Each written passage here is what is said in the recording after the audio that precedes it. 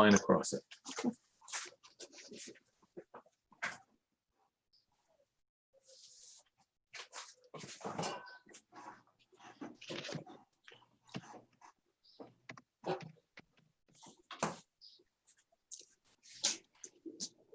No, I'm unmuted.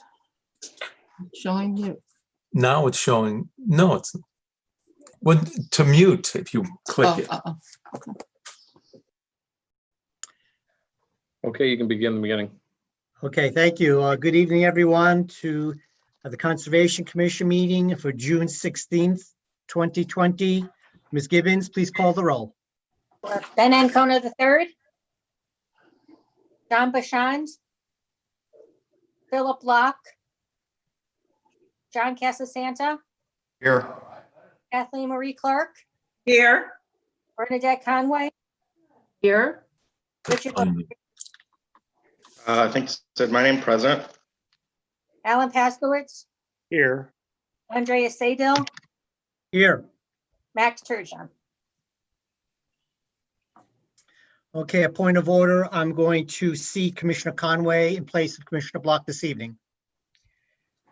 We have next item, public participation on non-agenda items. Each speaker is limited Please to 2 pour down, minutes. you can unmute. Okay. Hi, everyone. Sharon Braverman, Town Councilor. I'm here. Thank you. Thank you. Thank you, Sharon. Third Chair, I see no attendees inside the queue. Okay. Moving on to item 4, the acceptance of minutes of a regular meeting from April the 21st, 2020. Are there any additions and corrections from the commissioners? Yes. Commissioner Laviere. Yeah, multiple points through them. There's reference to me as Commissioner question mark. My name's Richard Laverriere, so I just wanted to correct that.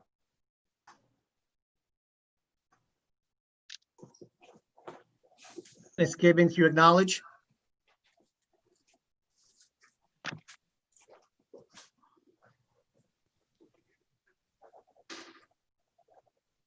Hi, I'm Gibbons, sorry. are Yeah. you there? Yeah, can you hear me? We can Yes. hear you. Okay. The reason why that happened is because if you don't acknowledge them, I don't know the people's voices. So that's what question marks. So you have to acknowledge them before they speak. Okay, thank you for that. So I think, Andrea, you just have to call on them, or when they start to speak, they can say Commissioner, Yes, whomever exactly. speaking. Yeah. So it's a point of order. So let's be patient. Everyone will get their chance to speak. So the recording secretary can properly identify you and record your comments. Thank you. Thank you. Are there any comments, additions or deletions to the meeting minutes of April 21st, 2020? No. Well, yes, but yeah, I'd like to have my name recorded as the person who is speaking. It's noted on these minutes. She will make, Okay, fair enough. Commissioner Laurier, she will make that correction amend them as you desire. Okay, thanks. You can feel free to, I'll connect with you whenever and, you know, just make sure that it's, that I was who said it or somebody else if that it wasn't, you know? Any Okay. other comments from the commissioners? No. All right, can I have a motion to accept the regular meeting minutes of April 21st, 2020 as amended? So moved. Commissioner Paskowitz, I wish to accept the minutes of that meeting as noted. And I second. Seconded by Bernadette Conway, was submitted by Commissioner Paskowitz. All in favor? Aye. Aye. Opposed? Abstentions? I abstain. Okay, so 1, 2, 3, 4. We got 4 yeses and 1 abstention from Commissioner Lavarriere. Okay. The motion passes. Commissioner Sedil, just a point of note, John Bashand has joined the meeting, so I believe he could be seated. I mean, he's already a member. Your call. Commissioner Bashand, can you hear me?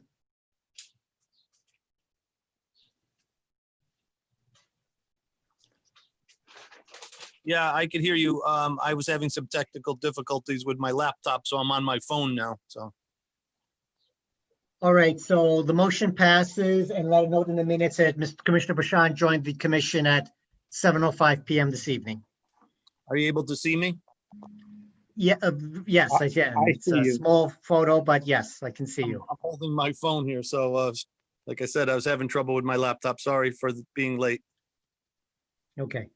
Moving on to item 5, new business application 2020-01, 68 Deming Street for a subdivision within a regulated area. Owner applicant is Roger Peckham, 6 Judge Lane, Newington, Connecticut, 06111. Mr. Hinckley, do you have an update or begin the discussion? Yes, the applicant is not going to be presenting this evening.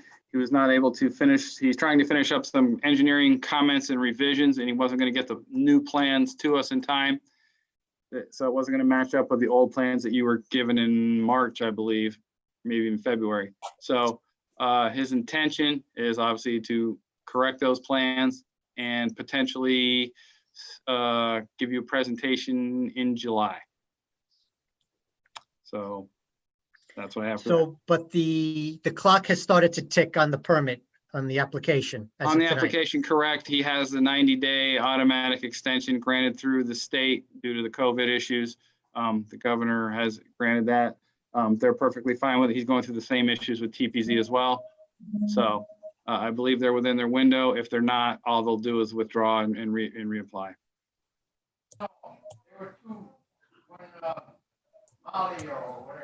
Are there any other comments from the commissioners or questions to Mr. Hinckley?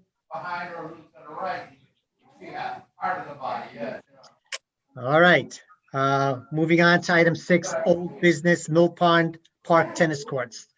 Mr. Hinckley, do we have an update on that? I'm sure most of you are aware of what happened out there. Can I just ask a favor? Can everybody just mute while others are speaking right now? Can you mute yourselves? Just so we don't get the background chatter.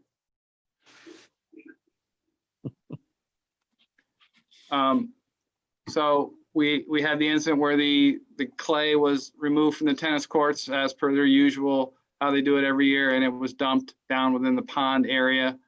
Again, it was noticed by Commissioner Bashan. He let me know, we got the Parks Department on it, and the next day the contractor was out there and cleaned it up and threw some soil and seed down, I believe. Chairman Sedil went out and viewed it in the field as well. I invited the Parks Director or Foreman to the meeting tonight. They declined. All they gave me, and they also declined to give me a memo to discuss the issue.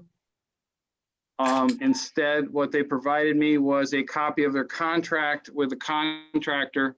And basically, it just says that that material was supposed to be disposed from the site. So they called the contractor, they came out and removed it. And that's all I have. Like I said, they declined to come, they declined to provide a memo. Specifically as to the question was, how are we going to ensure that this doesn't happen going forward? Because obviously this is at least twice now that we are aware of. So that's where we stand with that. So if the commission wants something else, wants to discuss it, discuss it and see what you want to do.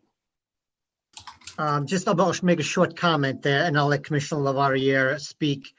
So we thank the Parks Department for the corrective action. It was a very swift corrective action to clean up that clay soil. What I really wanted to establish with the Parks Department is as far as preventative action from happening this again. When I toured the site, it's a very secluded area of the park. You have the wetland on the west side, you have the tennis courts on the east side. And, you have a footpath entry from the north and the south. So it is a rather secluded area. And my main concern is that there were other material there. There was some grass clippings still there, dumped there. There's also, there were some branches, there's some trimming going on. I don't know from where, but they just bundled them and put them towards the side there. right next to the wetland at the top of the embankment there.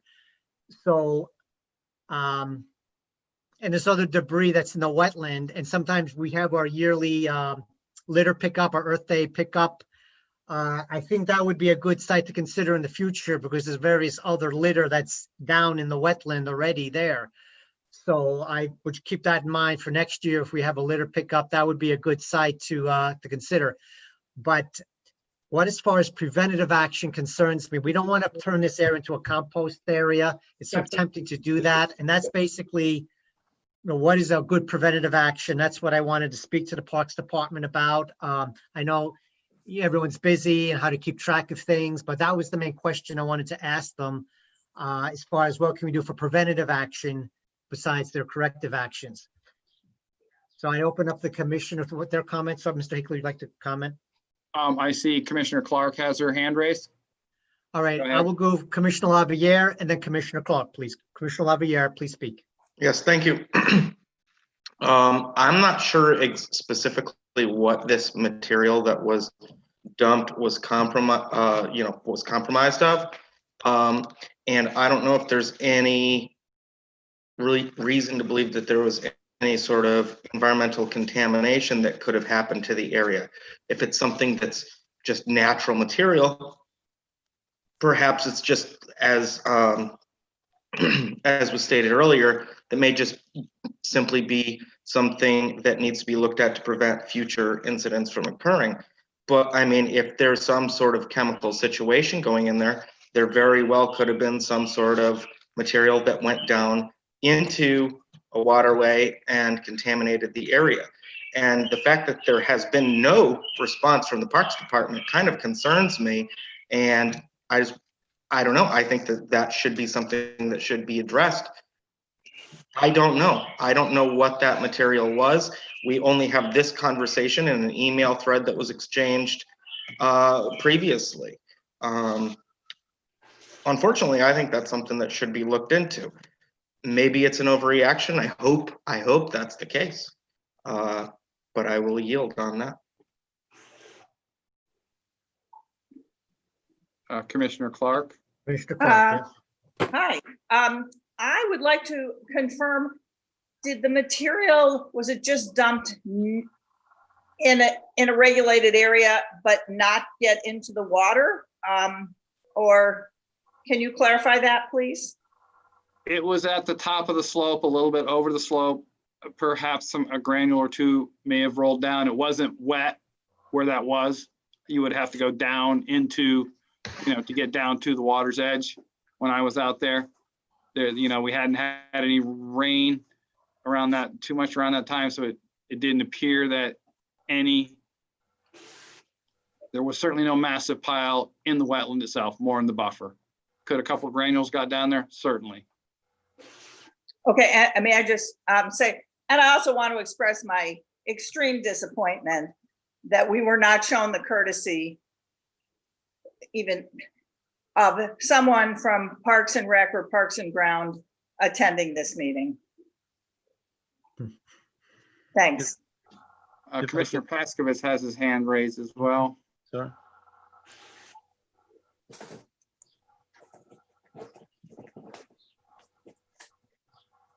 Unmute, Commissioner Paskowitz.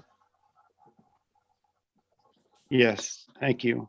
I'd like to make a recommendation for future movement of materials from the tennis court, which may be beyond just the cleaning of it, because it is an area in which rainwater can fall.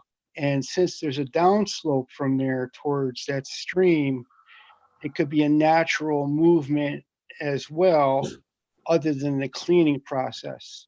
I've noticed myself on several walks that between the stream and the tennis court surface, even with the shrubs aligning it, there's kind of a wet area and there's a red substance in there, which looks like the material. So I'm recommending that maybe we look at that further and talk to the departments that can help support putting a possible I don't know what to call it, but we've seen this on areas in which you're trying to keep soils from moving into streams. Not so much a curtain of silt fence, but more of a, looks like a round snake material. I don't know the essence of the name of it. Maybe Eric, you can help me out. They're typically called straw wattles. Straw wattles and that type of geotextile. What you're thinking on that, to put it along the tennis court rim before, we move down towards the stream or the grass along that area. I mean, we could certainly ask them to do it. Are they going to do it? I don't know. Well, who are we going to ask? Well, it falls under parks. It's in the park.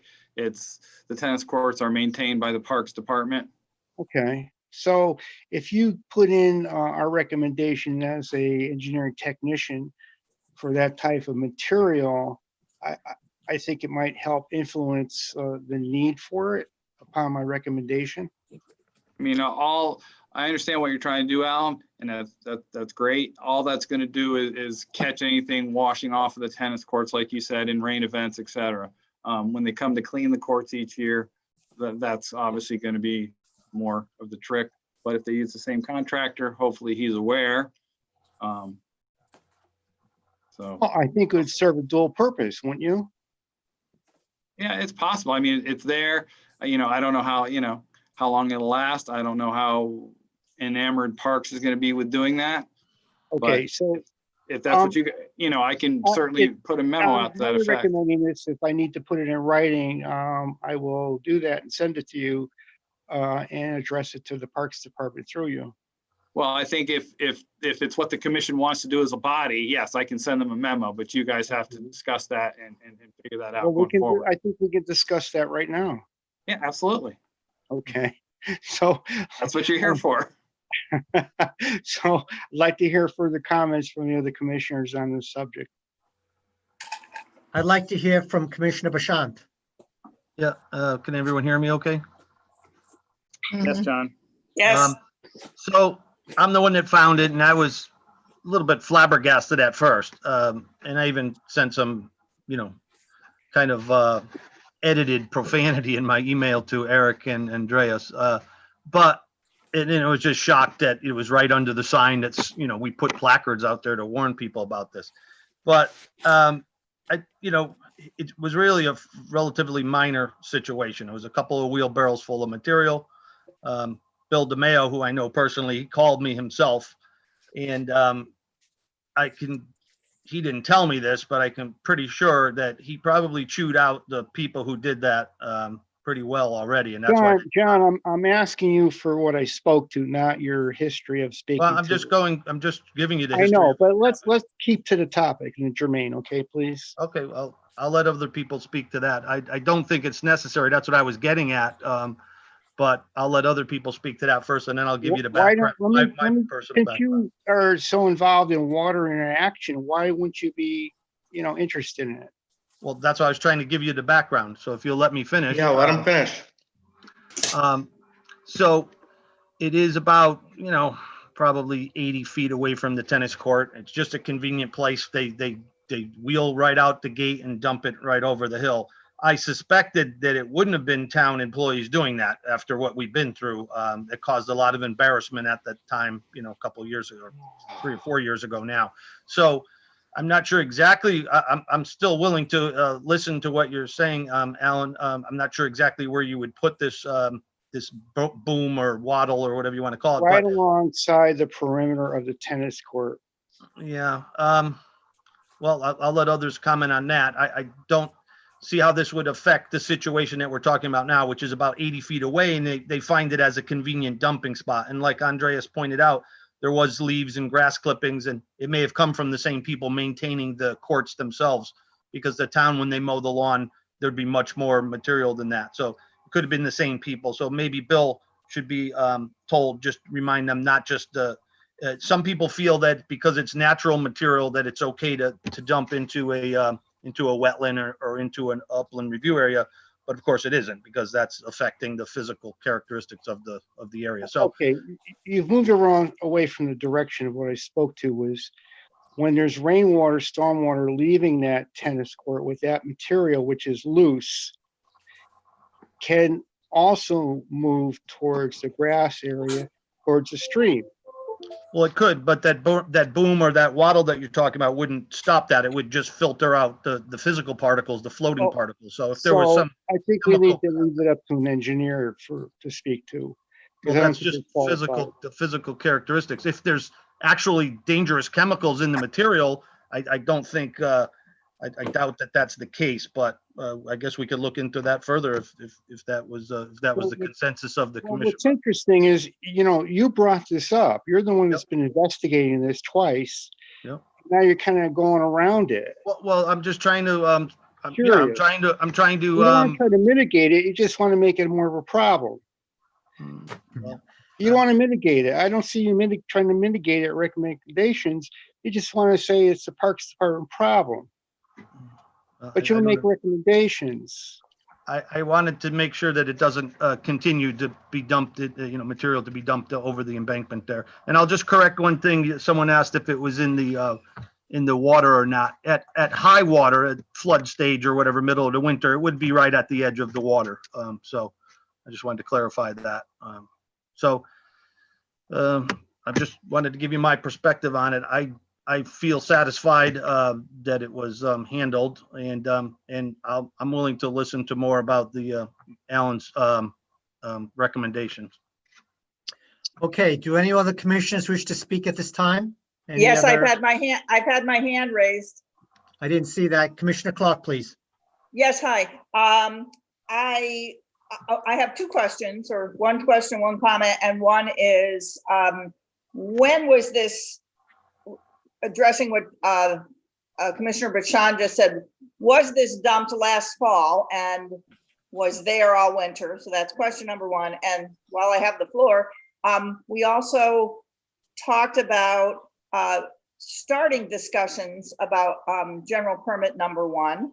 And I believe that this illustrates why we need to look at this, and it might behoove us to start looking at it now and make that part of our business going forward.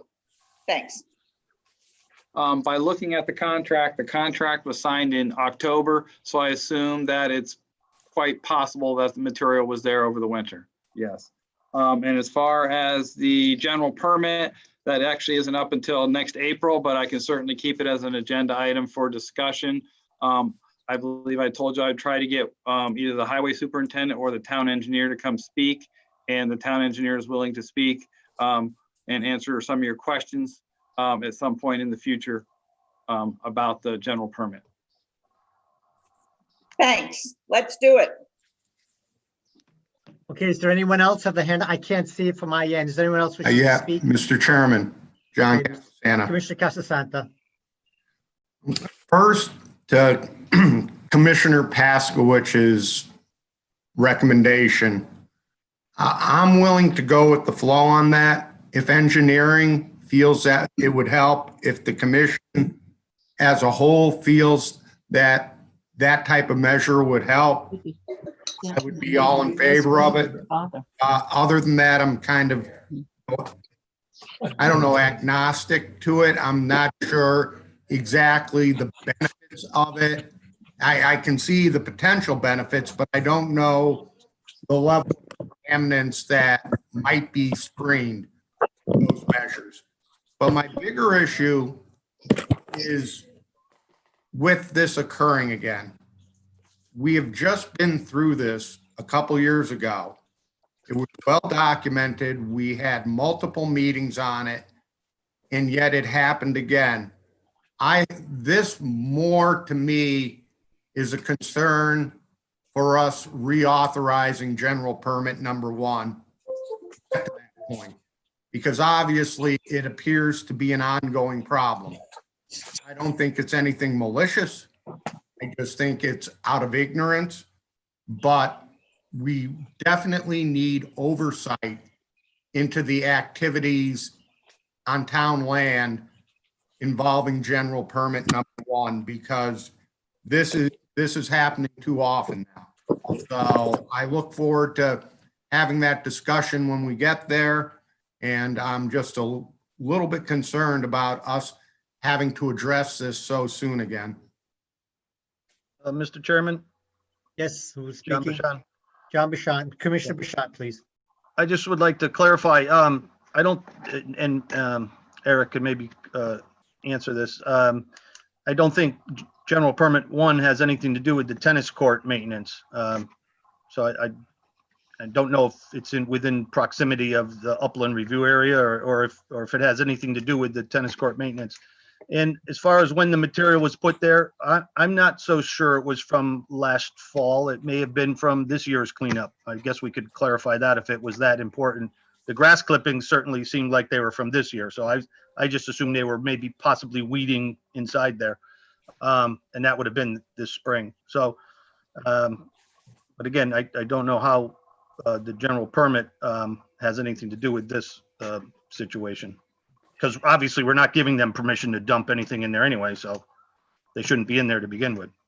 Mr. That's Hinckley? correct, John. There wouldn't be, this wouldn't be a type of maintenance activity that would fall under the guise of general permit 1, because as you stated, that the tennis courts themselves do not physically exist within the regulated area. And looking at this contract, again, I did say it was dated October of last year. That's when it was signed, but it does state at the top, and I see again, it said the time of the work is spring of 2020. So, and that makes sense, as they probably just got, once the snow was gone and everything, they just got the courts ready for springtime use. So I don't imagine that the material was there an exceedingly long time. Correct. Commissioner Casasanta. Thank you, Mr. Chairman. Commissioner Casasanta again. Just to get back to that general permit number 1, yes, this wasn't in a regulated area, but activities under general permit number 1 did affect a regulated area. And that's the point I'm making. You know, we have to make sure that the work being done in town is not impacting regulated wetlands, upland review area, or wetlands themselves. That was the point I was making. I'm not saying that this particular incident was in the wetland, but it ended up affecting the wetland. Thank you. Okay, is there anyone else, any other commissioners wish to speak? You have the hand up? Yes. Richard here. Commissioner Lavriere. Yes. Do we as an organization, as a commission, have the power to compel the parks to respond to a request for a statement? And either way, is there any way that the town, perhaps the town council, can compel a statement? Because, I mean, again, hopefully this is just an overreaction, but if there's any way that this could have some sort of environmental contaminant into the wetland, this is something that we should just not forget about and move on from. Yeah, I mean, I think it would be prudent that we have a statement from the Parks Department, from the town, whatever the case may be, that there is no ongoing environmental impact from this. Mr. Hinckley, he said, I don't want to play cat and mouse with the Parks Department, but I would suggest, I open this for the rest of the commissioners, can we work with the town engineer to see what his recommendation is? If a straw wattle is possible or some other preventative measure, I would ask him for his suggestions as far as preventative measures, so this doesn't happen in the future. What I would want to seek his advice. Is that something that we can take that action, Mr. Hinckley? Certainly, I can send a memo to Mr. DeMayo and the town engineer. I can once again ask for a written response to your questions and ask the town engineer some questions as well and see where we go if that's what the commission chooses to do. That is my recommendation. What do other commissioners feel? Hello, I'll make a motion to do that. I've got my hand raised. I've got my hand up. Okay, Commissioner Clark first. Hi. I think that everybody's statements were excellent, and I also agree with involving the town engineer. And if I actually had someone from the Parks Department in front of me, I think I would ask them a question such as, how do you choose your contractors? And are some contractors going to be more environmentally aware than others? And could that be a factor going forward if we're not using our own employees in choosing whoever we are giving the town's money to? Thanks. Okay, Commissioner Paskowitz. I concur with both the chairman and with Kathleen on the subject matter. And I hope we will look forward to the technical engineer, Eric, and the town engineer to support what we're looking forward to do to mitigate this for any future problem. Okay, Okay, Andreas, I will draft a memo and I will forward it to you for comment before I send it out. thank you. That's fair. That'll probably be later this week or early next week. I'm kind of busy. And this, just to kind of circle back a little bit to general permit 1, this may be one of the things you guys use to specify that, the general permit 1 does not apply to contractors hired by the town. So this is one of the issues that's popped up. These things, a lot of work is being contracted out now, and they assume that, the general permit extends to the contractor. So that'll be a decision that you guys can make because currently it's very vague. It is gray area, so to speak. So that's something you guys can certainly tighten up going forward. Thank you, Eric. Okay. I heard a cat in there wanted to say something. Kathleen's cat? Yes, it was, and I just muted the both of us. All right. So if there's nothing else, let's move on to item 7. Public participation on non-agenda items, each speaker limited to 2 minutes.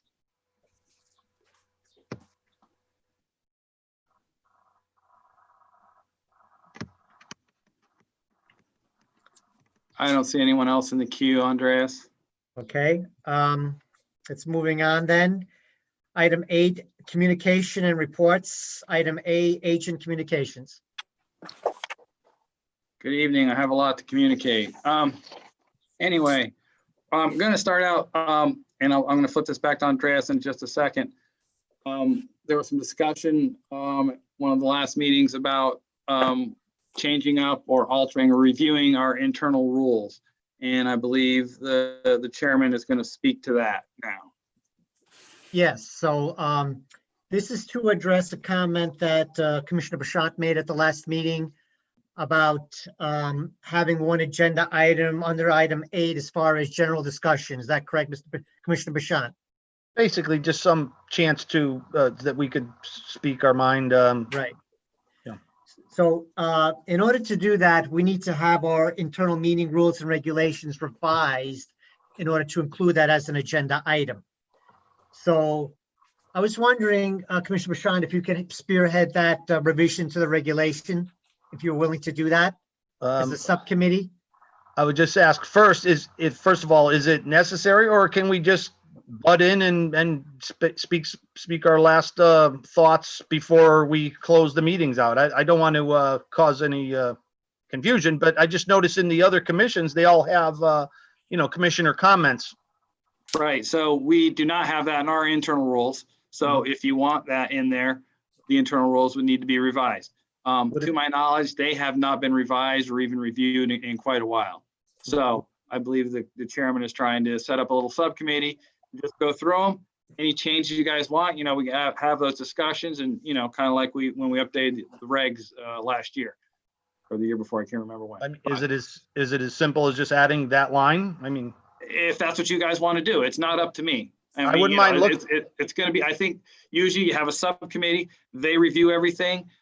They come up with what their ideas for changes are, and then they present them to the whole commission and you guys vote on them, and some get in, some get out, whatever. And then once you finalize them, and then we can approve them and move forward. okay, to answer Andreas' question, I don't mind doing it. I only have that one change in mind, so if other But- people, other But suggestions. again, this would be a review. This is the chairman speaking. This would be a total review and not just the one paragraph. I think we would review and you can make a recommendation to delete something, add something else. It would be, looking at stepping back and looking at the whole internal rules. So we get this all in one fell swoop instead of piecemealing the changes. Absolutely So- correct, yes. So Commissioner Bashand, are you willing to chair that subcommittee? Sure. Okay. John Bashan, yes, I would think that everyone would want to have a stake in it too, and they could review it's a simple, single page thing. Everyone could look at it and make their suggestions as well. Just, it's more than one page. It's probably maybe 8 pages. I'm There's all kinds of internal rules. we're talking about all the rules. Okay, I thought we were just talking about that agenda, the No, that's actual why I said agenda we're- page. If we're going to review the internal rules for one thing, we're going to review the whole thing at once rather than piecemeal it, just like the chairman said. Well, I hope I'm up for it, but we don't Is have to there do any- anything in the end, right? So, No, you don't. yeah, okay. But I throw it out to the other commissioners who want to join Commissioner Bashant in this reviewing our internal rules. I'm raising my hand in real life. Okay, so we have volunteer, I, Commissioner Clark. I'd be happy to look at them as well. And I also have to say that I agree, it's kind of a nice cap in some other groups.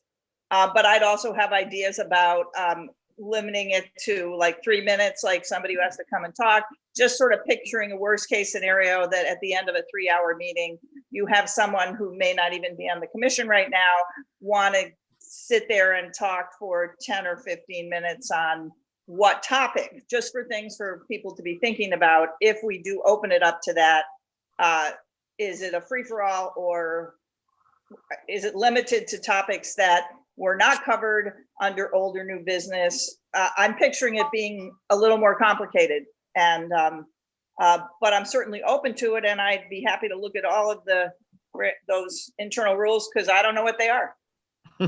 I would state just that they are 7 pages, but in a case like that, you don't want to discuss stuff that was on that night's agenda because an applicant may have presented and left. So it's just going to be on things that aren't necessarily on the agenda. Thank you, Eric. That would be my take on it. Yep, that was my point exactly, without knowing exactly that. Okay, are there any other volunteers from the commission to join Commissioner Clark and Commissioner Bashant on the internal rules review? I still have a comment. Commissioner Paskowitz. Yes. My take right now is that if the public wants to discuss something with us, it would be complimentary if they put it in writing first and send it in on the subject matter so that we can look at it a little closer than just piecemeal when they speak to it, so we can digest it. That's my comment. Thank you. All right, so Mr. Hinckley, you will forward that out to Commissioners Clark and Commissioner Bashant at your Yes, I will convenience, so get that that we'll out. get their review. Correct. Thanks. We'll do that. All right. To carry on with my agent communication, the last couple months, it seems for some reason everybody wants to put in an above ground pool this year. Anyway, so I approved 4 agent approvals, one at 94 Mountain View for an above ground pool, one at 92 Old Musket for an above ground pool, one at 16 Pepper Bush for a patio, and one at 232 Connecticut Avenue for an above ground pool. Those have all been approved. I'm currently working with the following addresses: 86 Pepper Bush for a deck in the URA, 43 Harris for a deck in the URA, 148 Winslow, some filling in the URA, and 1852 Main Street for an above ground pool in the URA. So I've been very busy. Another item of great interest to the commission will be 550 Cedar Street, the Dakota property site. The court case has been settled with TPZ, and the applicant, I believe, came out on top. So they are now giving us the final Mylars for approval. Because we never got them because they went into court, et cetera. Timelines got stopped. So they're in the process of submitting those for sign off on the chairman from Wetlands. Their intention, my understanding is to start construction in the fall of 2021, assuming they get whatever state and federal funding or credits that they want.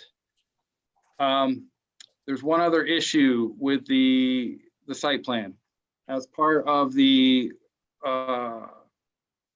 court case and the settlement, because TPZ wanted sidewalk, I believe the judge, I have not seen the settlement, but I've been told that the judge said, if at all possible, if it's feasible, that they are instructed to install the sidewalk from the site up to Fenn Road. The issue there is that it would require a wetland modification because some of these sites that they intend to put the sidewalk have regulated area on them, and you guys never saw that to begin with. So the engineer has been informed of that. So I'm not sure what the timeline is. My feeling is they're going to submit them final Mylars to get signed as you approved, and then they will submit for a modification. I believe that's how it's going to go. And that's all the information I have on that. The next item, another thing that will probably be near and dear to your heart. TPZ is currently in the process of removing all information about LID from the TPZ regs. So basically they're abolishing LID. So we will have no purview over that any longer. Now there will be public hearings and stuff on that. I do not know how close they are. But I understand it's come up, and I believe they're setting or have set public hearing dates. And as soon as I get those, I will let you guys know. You can voice your opinion one way or the other. Our regulations don't require the LID because we point back to the TPZ regulations. So if TPZ no longer requires it, there's not a whole lot we can do unless we go in and revise our regulations. And that's just going to be a lot of work to do that. So I would suggest you guys feel strongly about it, that you would attend those public hearings or reach out to TPZ commissioners if that's what you feel. Does Last Councilor item- Braverman wish to comment on that? Excuse me, Eric, do you, Okay. Ms. Braverman want to comment on that? What the feeling was? As far as the LIDs, Yes, I'm not sure what they are, to be honest. LID is called low impact development strategies. And basically what that does is rainwater drainage from a site gets recharged back into the ground or gets treated before it's released into the townwide or statewide drainage system. So it treats the water, either some way of cleaning, filtering through bioswales or cooling it down or underground storage and then recharging. So basically the TPZ got a grant maybe 5-6 years ago now to put that in their regs, and they did that. We did a sample LID project at Clemlemere, the overflow parking there with some grant money, and the commission feels that it used to apply to everything, all redevelopment, and that included residential. They removed it from residential maybe within a year after they established that because they felt it was too harsh on the homeowner to come up with this kind of stuff. And then it was just on the commercial and industrial sites. And some of the redevelopment sites, there's just not a whole lot of room to work with. So I guess they've had pushback from applicants. And so this is where we are. So I guess their thought is to just walk away from it. And this is what I'm being told by the town planner. I'd like to comment on it. Eric, I First, have my hand raised. I have my Okay. hand raised. So Okay, Commissioner let's- Paskowitz, then Commissioner Clark. Go ahead, Commissioner Paskowitz. I'd like to give Sharon Braverman my take on the movement of water from land and the purpose of this buffer system that we're talking about, LED. In the end result, when all fertilizers and all pesticides and herbicides move from lawns or industrial areas or farms or cornfields or horse farms or cow fields, as they have for the last couple hundred years in America, what's happened is what you have is called a point resource. And the point resource of this impediment of these materials goes into the rivers, i.e. the Connecticut River #1, and then from streams above, from the wetlands coming down. The wetlands are filtered. That's what I want. Let me try to explain something about wetlands. That's why we're here. Wetlands are a filter to help filter out some of this. So every part of the water bodies and streams is a filter moving down to the stronger, significant water bodies that go to Long Island Sound. So this all ends up in Long Island Sound in our drinking water along the way. So the reason for the LED is to help confine it and slow it down from going to Long Island Sound and killing off our lobster and any fish left over from that. And what's been going on for pollutants over the years from our lands. That's the purpose of LED. It starts in the town. It starts in the town. So that's the purpose and why we implemented this in our town and other towns across the state. To have us release that from what it is would be negative to what we're trying to do. And your water is what you drink. And what goes into the ground is what you end up drinking because it ends up in the reservoirs. And as much as there's a filter in the reservoir, it can't filter out everything. So it's part of the system to try to help slow it down. That's what LED is about. Thank you for listening. Thank you. Commissioner Clark. Hi, Eric. I was wondering if this was a movement and if other towns have accepted LID and then rolled them back. Do you have any opinion or knowledge on that?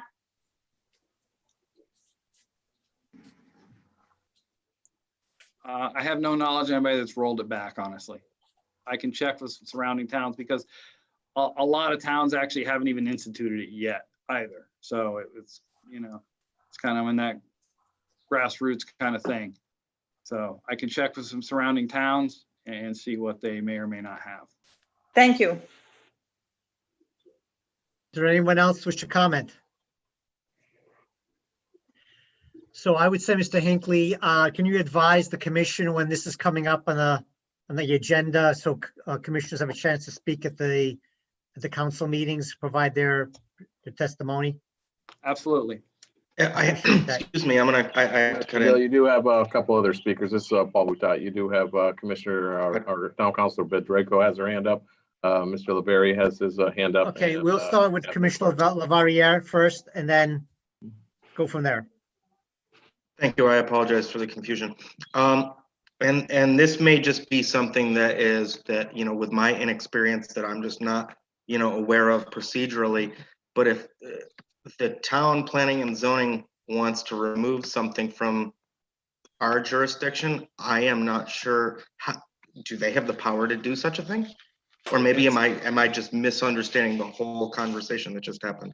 LID actually falls under the purview of TPZ. Our regulations note it, but it points back to the TPZ regulations that, if this, then you shall do this per the TPZ regulations. So if they remove those items from the TP regulations, we're not going to have any purview over LID unless we redo our regs and put it in our regs. And if I may add, is that they would have to reapprove that, right? Our regulations have to be approved by town council. Town council, yes, and TPZ also gets to review and comment. So, okay, so just to be clear, that the town planning and zoning can't just remove a jurisdictional issue, that's got to go through the town council, is that correct? I don't know what their rules are. I know what our rules are. I don't believe TPZ rules and regulations have to be approved by town council. Wetlands does. Okay, thank you for your answers. Sure. Who is next? Who has their hand up? I can't see everyone. I think that's it, except for Ms. Bedrejko. Councilor Bedrejko. Yeah, I just wanted to comment because I was, I was attending some of the TPZ meetings where this was discussed. And I did bring it up and make it very clear that they should be in communication with you because it does impact you and it would be, of interest. And basically their feeling was that it's, and again, as Eric had said, at first it was, from a residential perspective, it's expensive to the homeowner, but then they feel that this is one of the issues with making Newington business unfriendly. So it's basically rather than, review it, we're going to drop it. And one of the commissioners, when I did indicate that there should be some communication with conservation and inland wetlands, said, well, you have you, meaning conservation, can create your own set of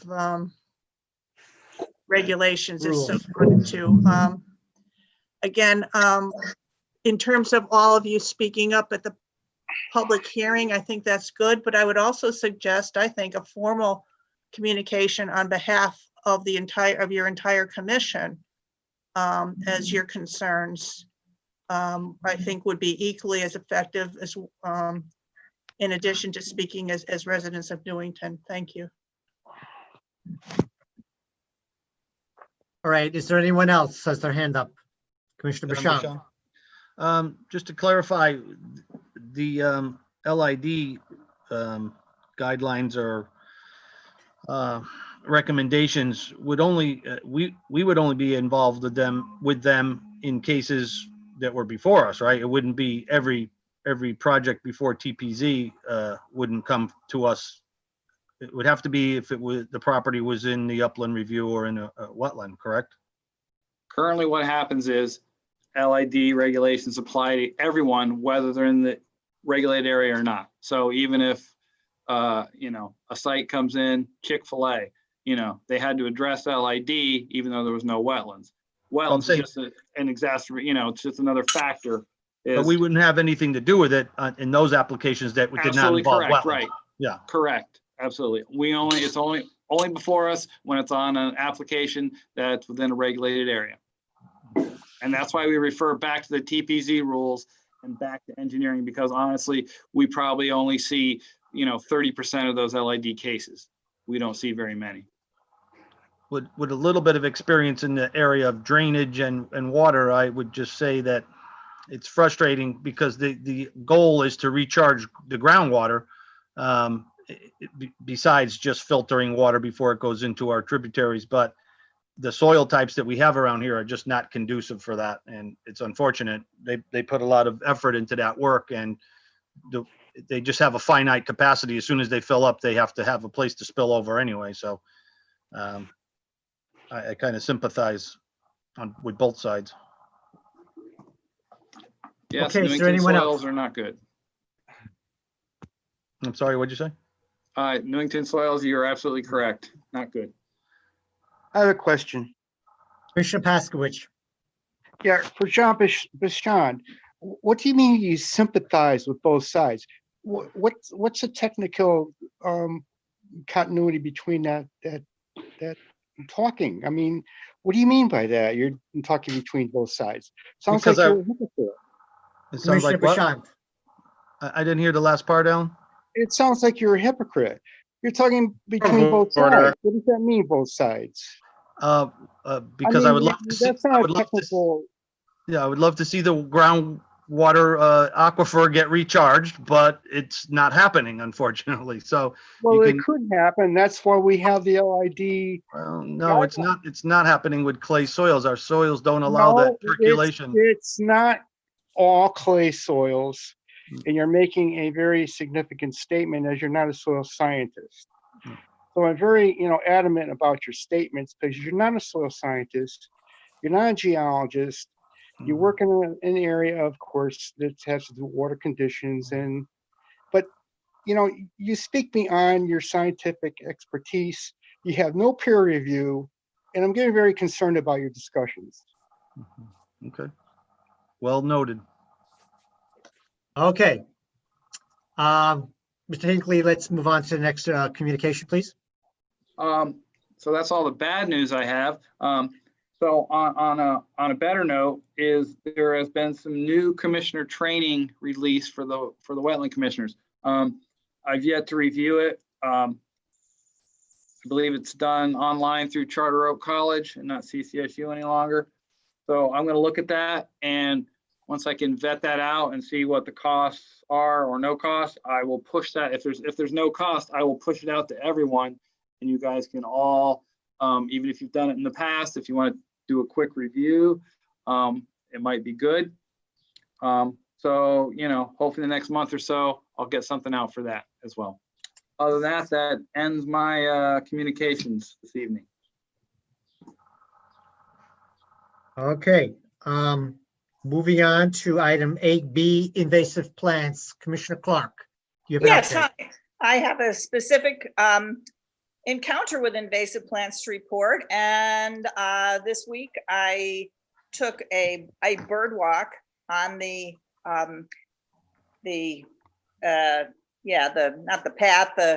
bridge that goes through the wetlands at going from Clem Lemire through Bob Stanley Nature Center. And the Phragmites there are absolutely frightening. They're like falling into the path. They rattle. It's like being in Children of the Corn. So if we have any influence on just cutting them back, and this is not getting rid of them at all, it's just one good example of invasive plants really interfering with our ability to enjoy our natural area.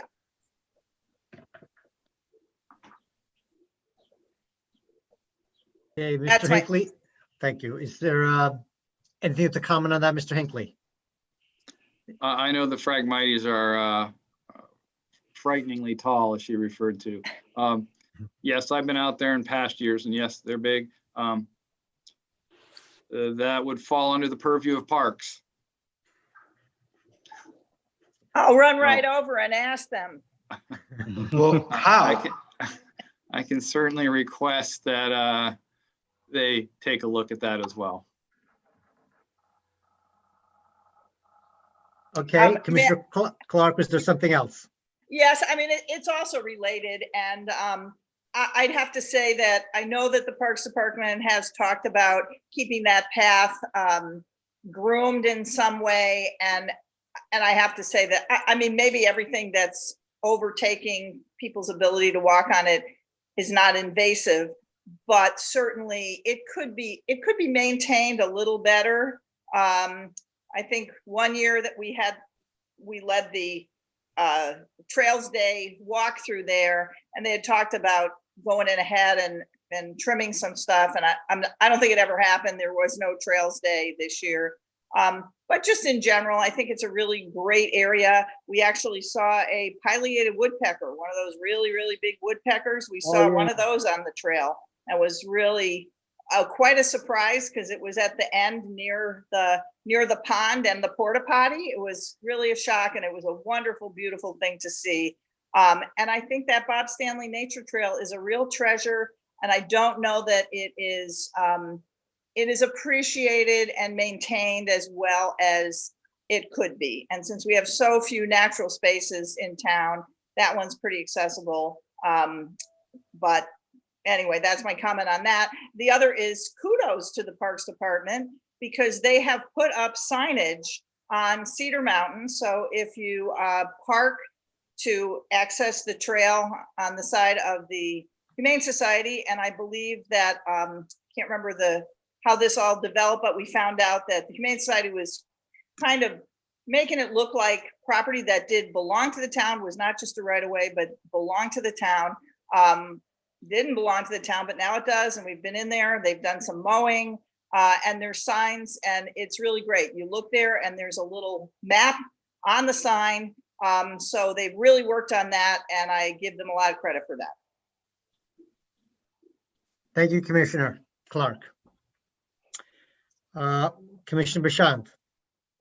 It's just an observation. It's not an invasive, and I talked to Kathleen about this actually. So this is probably more in the purview of open space, but the poison ivy in those two areas, I was in both of those areas. The Stanley Trail, not as bad, but Cedar Mountain is just really covered in it. And we kind of talked just briefly about how that could be treated. I mean, that is not an invasive, of course. That's a natural. I believe that's natural, naturally occurring. So. It's unfortunate, but that's taken over some of those trails, especially on Cedar Mountain. Isn't that the state plant, John? I don't know. I don't think so. No, not quite. Commissioner Clark. Yeah, and John and I have had a discussion back and forth about this, so I'll throw my 2 cents in it. And my biggest concern is, I agree, who wants that poison ivy? However, I think anybody going out and hiking needs to know what the problems can be. Ticks, poison ivy are one, but I think the problem is any kind of remedy, like mowing back, you aerosolize it and you can cause a problem for the people mowing it back. But I am just very concerned that if it's raised as a problem, someone will go out there and use herbicide on it. And that would be terrible, because we're trying to maintain natural areas, and herbicides are not, they do not distinguish between what they're going after. And that just scares the pants off of me. So we Okay. talked about some type of an education or whatever, public. Just raise my hand. Commissioner Paskowitz. Yes. I have been using a solution of vinegar, water, and salt to diminish my poison ivy along the border of my land, and it's helped. The problem with poison ivy is the root system. It's very difficult to kill the root system. And unless you use an herbicide, which I don't, and I don't relinquish the use because there's other concerns with pets and people and everything, it's very hard to kill topical. But I do kill it topical with a vinegar, salt, solution, and it's been helpful in trying to diminish the topical part of it. That's my part on invasives in my yard. Thank you, Commissioner Bashant. Did you want to have something to say? I saw your hand up. I kind of lost my train of thought, but my first thought was herbicides, and Kathleen chewed me out for that. So, or mowing, but that's what I was going to say. Maybe some type of an education, or just a warning, really, because it's really bad on Cedar Mountain. You almost can't avoid it, and there's so many new people out hiking now that may not. Most of us are familiar with it, but there may be some people, especially bringing children. I don't get it too bad, but I've heard of people that get it very seriously, and I'd feel bad if someone did get that when they were intended just to be out to have a good time and enjoy nature, and were somehow harmed by it. So maybe, I'm not sure. Open space maybe could address that, or Parks and Rec, or More agenda. Okay. No further comments? We'll move on to Section 8C, vernal pools. Commissioner Paskowitz, you have an update. Yeah, a short note. I did receive something on a study of vernal pools and new building developments with roads intersecting through vernal pool territories, which were a transition of amphibians moving from the vernal pool up to have, amphibian sex. And so this was on the news. I'm not making this up. So what they've discovered, this is in California, it could be here, when the springtime comes and the amphibians move from, a vernal pool and such, and there's a road now, enhanced intercoursing where they used to move to, they don't think of the road as a place that they're not going to cross, because it's been primal instinct to them as a embodied part of their brain as an amphibian.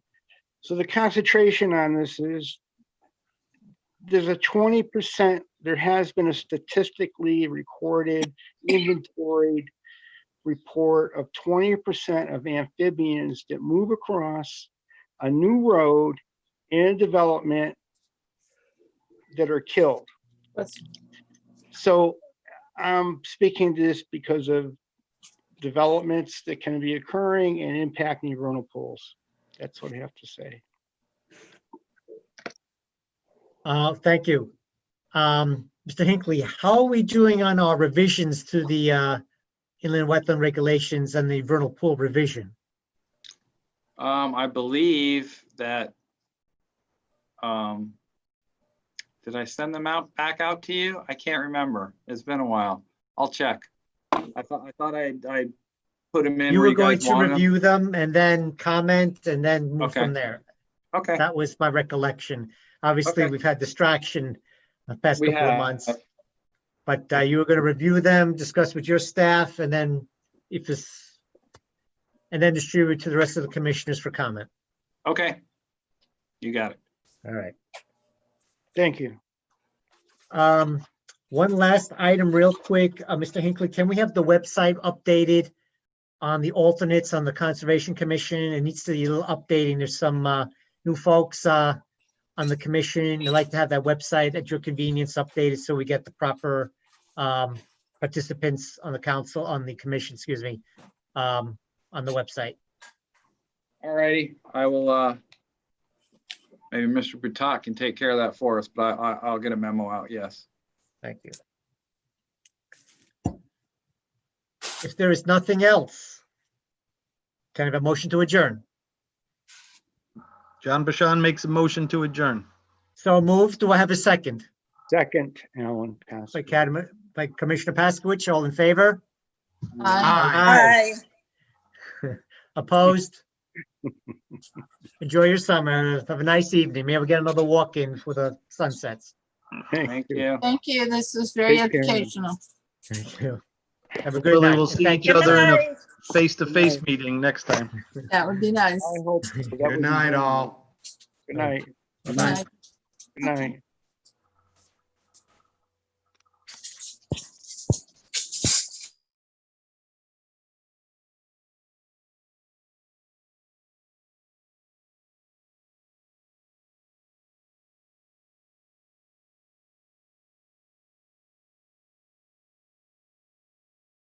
Have a good night, everyone.